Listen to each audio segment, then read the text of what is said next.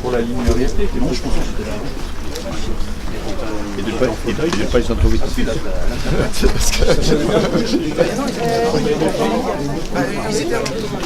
Plus qu'une expérimentation, si on veut qu'elle soit véritablement prometteuse ou qu'elle puisse donner des renseignements qui soient fiables, il faut aller au bout de ce qu'a été la réflexion première.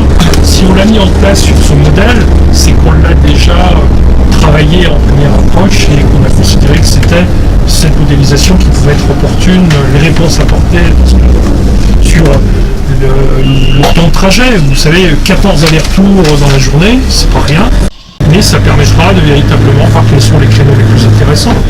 On s'adresse à un public qui est diversifié, qui est aussi bien un public d'anciens, de jeunes, d'actifs, j'allais dire d'inactifs, c'est pas tout à fait ça, puisqu'on a aussi des personnes qui souhaitent se rendre ici, là, sur le territoire pour faire du commerce, pour faire du loisir, du sport, etc. Et tous ces volets, bien entendu, cette approche sera importante à un moment donné. Bon, si ce n'est qu'à un moment donné, nous, à la communauté de communes, on a voulu valider des statuts de façon assez conforme à nos aspirations, à nos attentes. Et dans les statuts, on a voulu un préambule qui soit assez explicite.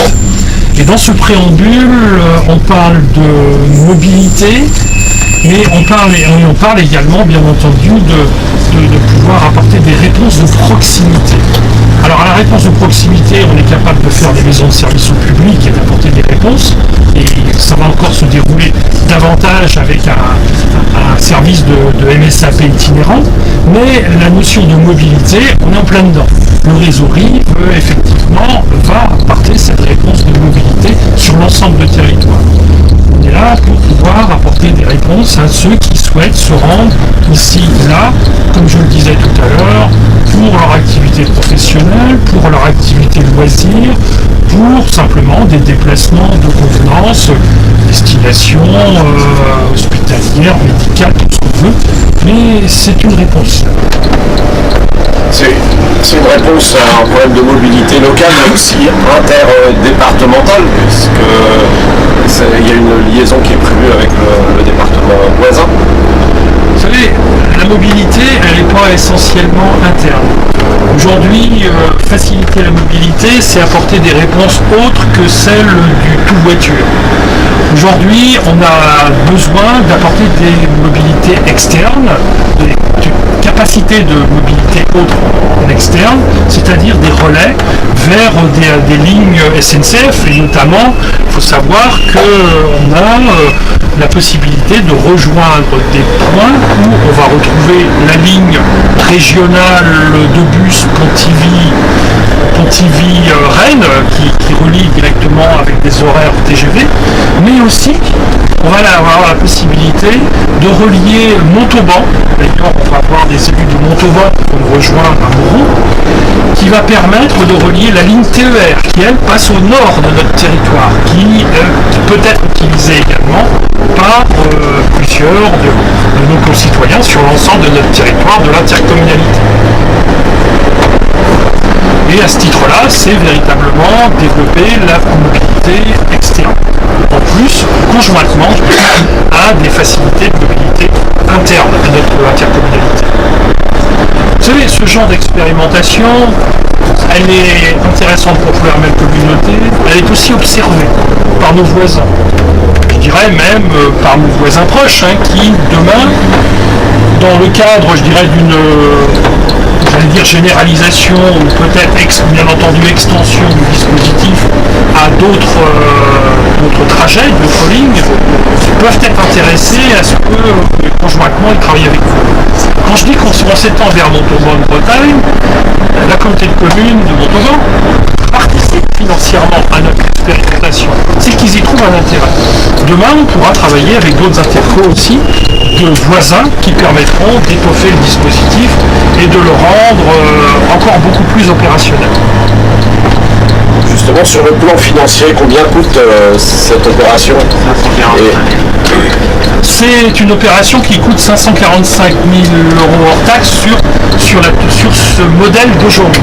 C'est ce qui est sorti de cet appel d'offres qui va être financé avec disons 300 000 en autofinancement et le reste 240 000, 305 000 en autofinancement et 240 000 en contribution autres, notamment par recette des usagers, qui n'est pas énorme, hein, on l'estime à 70 000 euros.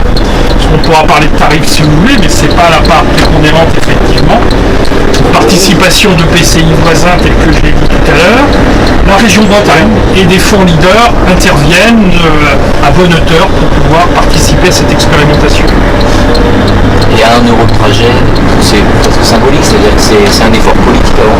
Ah, ça coûte plus cher qu'un euro un trajet, effectivement, mais la tarification on l'applique. Pourquoi? On ne fait pas du tout gratuit.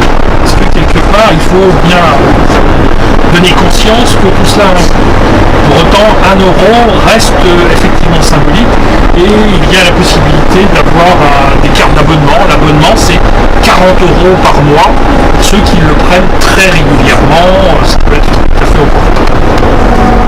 C'est un prix incitatif, c'est un prix qui ne va pas être rédhibitoire, sans pour autant avoir une gratuité absolue, une gratuité totale.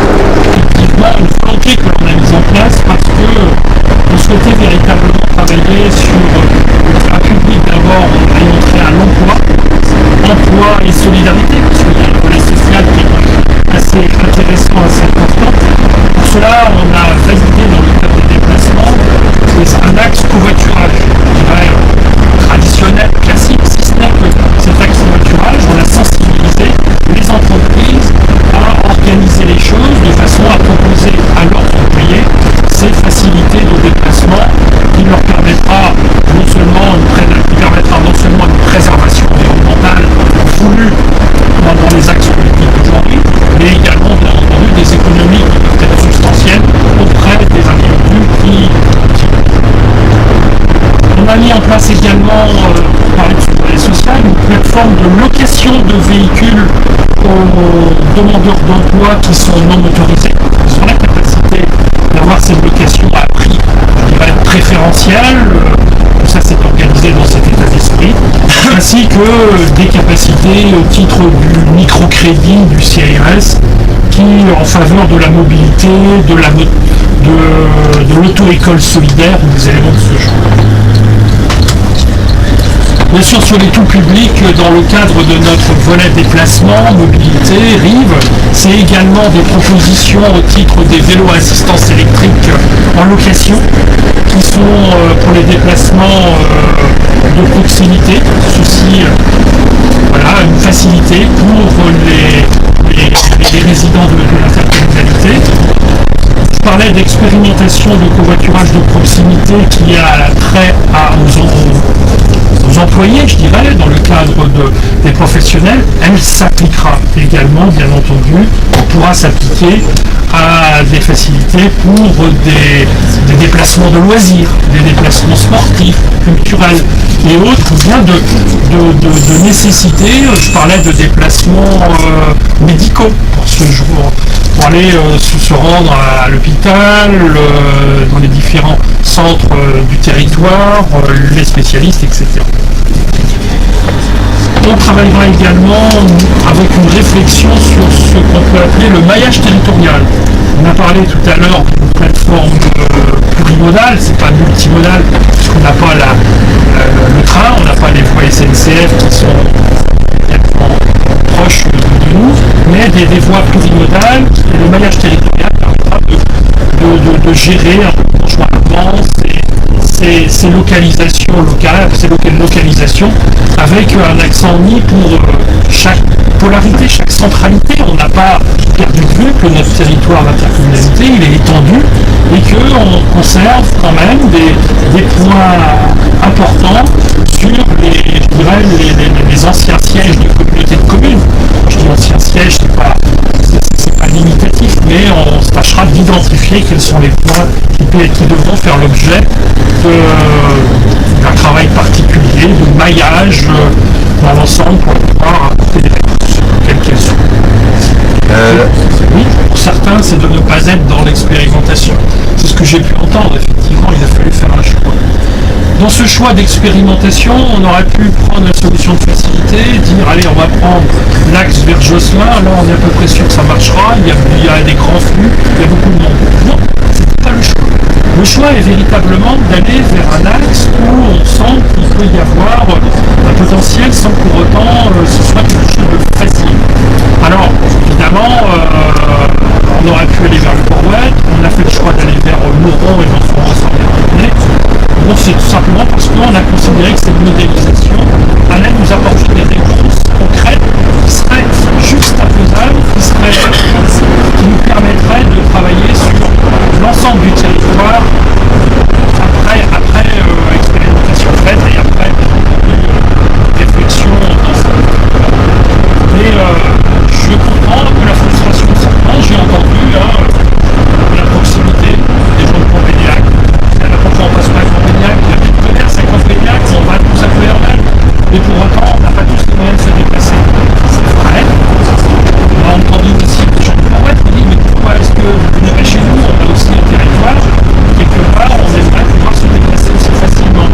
C'est vrai, c'est légitime.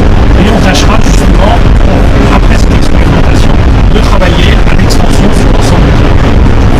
L'importance culturelle, on ne souhaite pas à ce que ce soit localisé uniquement dans une centralité.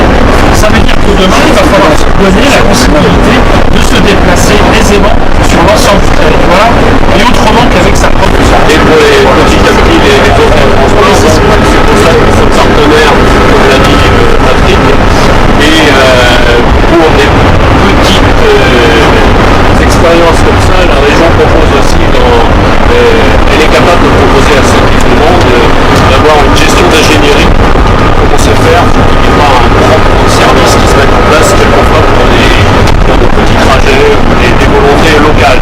L'idée, c'est bien d'essayer d'avancer vers plus de transport en commun globalement en Bretagne, avec une interconnexion avec tous les moyens dont on a déjà à disposition. Et Patrick a rappelé très justement le TER. Il faut savoir que le TER, la fréquentation a doublé en 10 ans, et là, dans l'année qui se termine, là, la fréquentation a été multipliée, enfin, elle a été augmentée de 8%. Donc on voit bien qu'il y a une demande aussi de la part de la population. Alors ça se comprend parce que le budget auto dans une famille rurale, ça pèse très lourd. Surtout quand on est obligé d'en avoir deux. Et en général, c'est le cas, chacun la sienne. Et ça pèse très très lourd. Donc tout ce qu'on peut alléger de cette façon-là, c'est quelque part avoir du pouvoir d'achat pour les gens qui habitent en campagne. L'aide dans l'ingénierie de la région Bretagne, ça se traduit par quoi? L'établissement des horaires, ce genre de choses. D'accord. Faible, mais où elle n'est pas non plus comme celle d'un milieu urbain. Et donc, je crois que c'est vraiment à souligner. Et personnellement, je trouve cette expérience très intéressante. Je tenais quand même à le souligner. On considère que les mobilités sont le premier facteur d'attractivité pour les territoires ruraux, parce que sans mobilité, on ne peut pas accéder aux services. On dit toujours c'est la centralité qui bénéficie de tous les services, etc. Dans la mesure où les mobilités ne sont pas organisées, effectivement, ça peut être le travers qu'on rencontre. L'expérience qui est proposée ici s'inscrit dans l'ensemble des mobilités qui existent sur un territoire. Ça c'en est une. Puis il y en a d'autres, des mobilités individuelles, il y a aussi les dispositifs qui sont actuellement mis en place par la région. Je pense à une mobilité qui est une forme d'Uber social, je dirais, qui est mise en œuvre et qui peut-être ajoute une souplesse qui est utile aux jeunes, mais qui s'appelle le bus, dans un contexte organisé comme celui qui est présenté, avec une fréquence qui est forte, 14 passages par jour, c'est quand même très important. Ça contribue à l'accès aux services publics sur le territoire, une intercommunalité et même au-delà.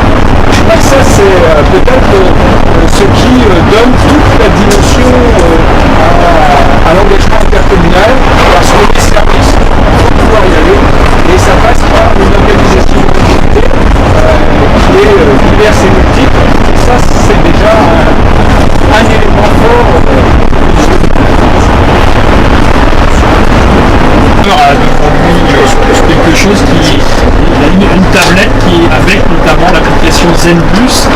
permettre de suivre le déplacement du car sur le trajet qu'il a au PP.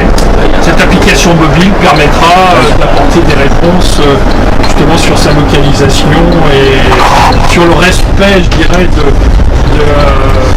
du trajet, des horaires. Donc les utilisateurs pourront voir le déplacement du bus sur leur téléphone? D'avoir cette appli va rassurer énormément nos usagers. Mais quelqu'un qui n'a pas une habitude de prendre des transports en commun, est-ce que vous pensez qu'ils ont l'habitude de naviguer sur des applis? Non, ça veut pas dire, mais je veux dire, on a quand même, enfin, vous voyez bien, même tout en étant réticent, ça se multiplie. Même moi, j'ai un smartphone maintenant, donc bon, c'est quelque chose d'intéressant et qui va nous aider aussi à appréhender le réseau. Ah bah oui. T'as ton plan commun? Ils auront tout faire. Merci beaucoup. On n'aura pas l'exclusivité de voir Moi j'aime bien. C'est pas grave.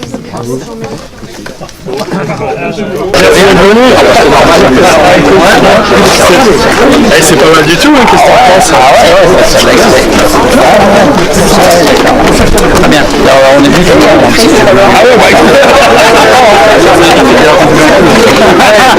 On va se boire un café, pas de problème. Non mais c'est bien d'être venu parce qu'effectivement nous ce qu'on voulait c'était simplement montrer qu'on fait, j'ai eu des questions tout à l'heure de journalistes qui m'interrogeaient sur cette mobilité, est-ce que vous la faites pas essentiellement en interne ou en externalisation? C'est vraiment là-dessus. D'accord. Avec des débuts de mobilité. Bonjour, comment ça va? Bonjour.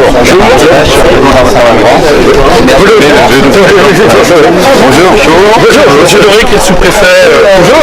Bernard Pierrage, président de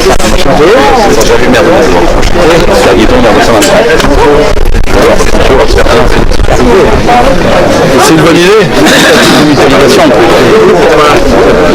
Voilà, tu sais, là on l'a fait, on espère, chez les voisins Gustave Rosselian dans le Sud, qui regardaient avec intérêt aussi et qui imaginent un développement possible. D'ailleurs, ce qu'on fait là, c'est une expérimentation, une modélisation, et à partir de là, on espère bien pouvoir l'étendre sur un territoire beaucoup plus grand, qui permettra justement d'apporter des réponses à tout le monde. Hein. C'est pas se contenir à d'ailleurs, les gens de chez nous ont peut-être envie d'aller aussi un peu partout et de relier la ligne TER sur la partie nord, c'est vraiment l'idée qu'il fallait, quoi. Consolider les choses, quoi. Consolider les structures. C'est une volonté de la région de Bretagne de justement créer des liens qui permettront d'apporter des réponses. Oui, puis là-dessus, garder de l'animation et de renforcer un peu nos centres-villes, nos rurales aussi, parce qu'on est quand même dans les rurales. Apporter des réponses. C'est au service, et puis l'équilibre territorial, on en parle beaucoup, mais c'est une... C'est de passer dans les actes. Communalité, on a écrit mobilité, proximité. On va dire que c'est un peu antinomique. Non, proximité pour des choses, on met des services au public. Et mobilité, il faut du concret. Il ne s'agit pas d'en parler, de faire que de la philosophie, de proposer des vélos. C'est bien, mais c'est pas suffisant. C'est de rendre plus proche des choses qu'on ne peut pas physiquement approcher. Ça va coûter de l'argent, mais c'est le propre aussi de nos territoires ruraux, d'apporter des réponses aux gens.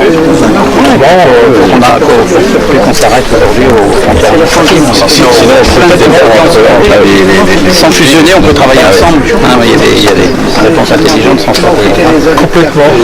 Quelque part, ça renoue avec une histoire, puisque la machine de Clermel allait jusqu'à la Broynière. Tout à fait. Oui.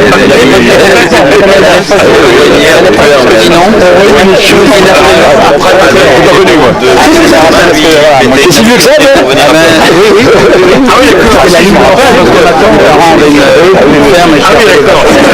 et on passait des vaches qu'on a mixé de l'océan. Et dans les années 65, si, j'avais c'est ça. Si, je me rappelle, jusqu'à Dinan. C'était avant, il fallait une demi-journée puis venir de la Broynière jusqu'à Plouermel. Maintenant, on va tâcher de faire mieux quand même.